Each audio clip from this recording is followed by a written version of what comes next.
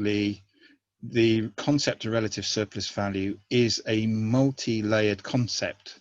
It deals with different levels of abstraction at the level of the individual capital, the sector, and society as a whole. But the overall concept is that relative surplus value arises due to the increased productivity of social labour. That means that the workers whose necessary labour time has been reduced haven't lost anything in their standard of living. They're not consuming less. It's just that what they are consuming is cheaper due to the increase in labour productivity. So they basically, the value of what they consume has been reduced by the greater productivity of labour. Now, the motive for this is purely, if you like, egotistical by the individual capitals in sectors who are trying to produce more efficiently, more quickly, with new machinery than their rivals. And so they get an advantage, they make more profit. But in so doing, a whole process is set in motion, which is continually being renewed, by the way. It's not a one-off, it's a dynamic of increasing the productive labour through higher levels of technology, gaining an advantage, getting extra profits. But once this becomes generalised and the whole sector is producing more cheaply, and so it goes on. Now, in those sectors which are producing commodities which workers consume, it means not only for that sector, but for society as a whole, workers' labour power becomes cheaper. So I've taken Marx's linear representation, which is the ABC line. You can see the horizontal line, and I've just added the other dimension, which of course is Marx's theory of value includes both the concept of time and money. So basically we can see how the time expended during the day, that's the green triangle, becomes crystallized, is probably the right word, in the commodity as a social object. So the value of the commodity is represented by the constant capital which is reproduced within it, plus the new value added during the labour process, which is the equivalent of the variable capital and the surplus labour, surplus value in the commodity. Now, I have to explain these geometric shapes very quickly. The orange vertical line to the left is the wage, or if you like, the variable capital, which is exchanged for the wage. And it's very important that the triangle doesn't start there, but at the bottom of the wage. In other words, the worker has to work for half the day, 6 hours or 5 hours, in AB, in order to pay off the equivalent of the wage. And then the new value that they add after that, it becomes the surplus value. Okay, so the triangle represents the working day, and the ratios are consistent between the division of time and the division of value at the end of the working day.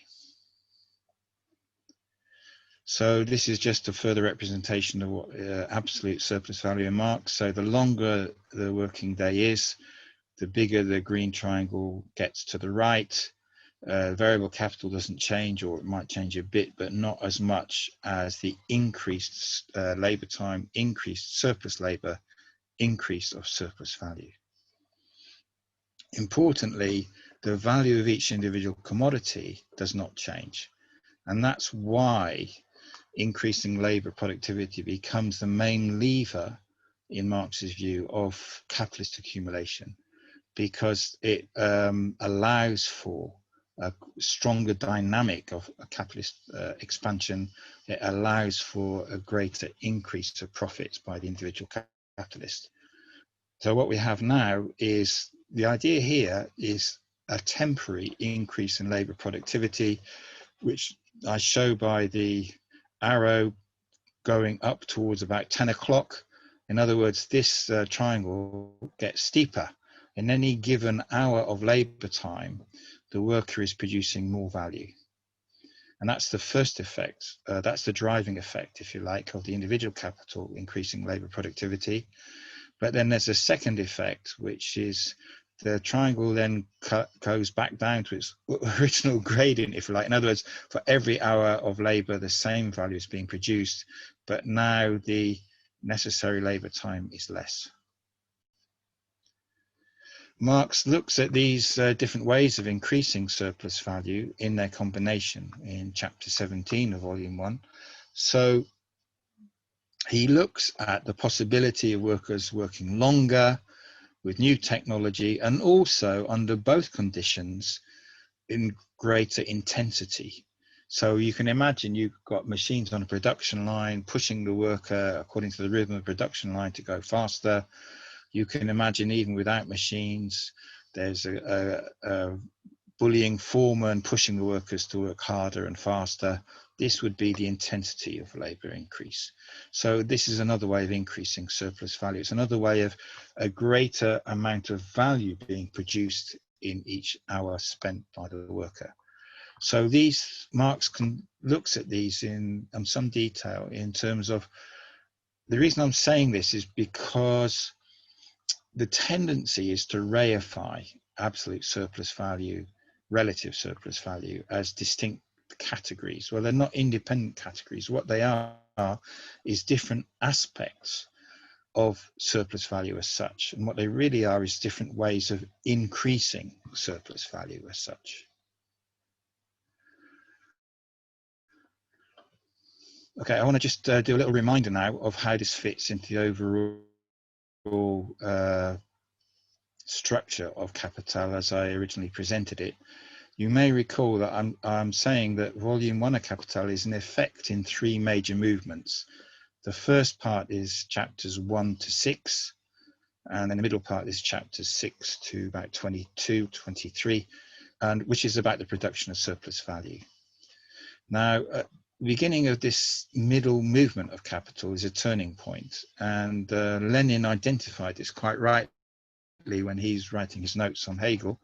He's began to realize how Hegel's movements of categories of thought were sort of like exemplified in the structure of Capital.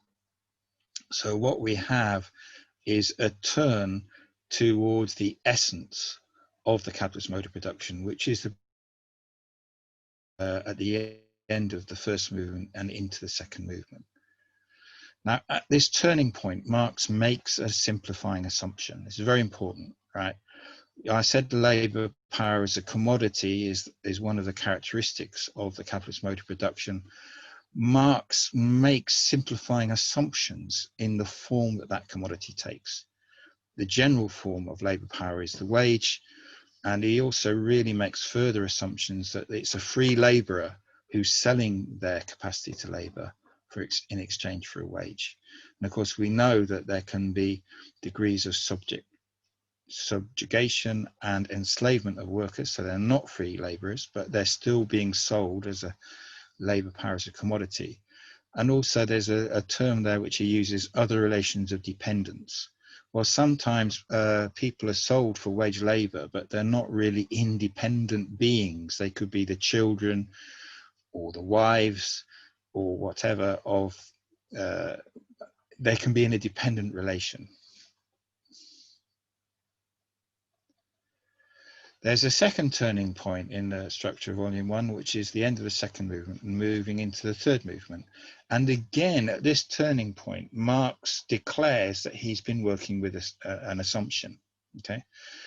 And so this free and independent wage laborer who's able to sell his own labor power has been the presupposition. And what that also goes along with is it's been presupposed that wages are at least equal to the value of labor power. Now, Marx goes on to say, you can see the quote there, it's a key acknowledgement by him that forcible reduction of wages below this value in practice play to an important part, not for us to pause upon them for a moment. Okay. In fact, it transforms this within certain limits, the labour's necessary consumption fund into a fund for the accumulation of capital. Crucial point Marx is making here. So if you can imagine reducing wages below the value of labour power means that the necessary labour time is reduced, surplus labour time is increased, more surplus value for the capitalist. Really, Marx has made some recognition of what was later conceptualized as labor superexploitation without himself developing it as a concept.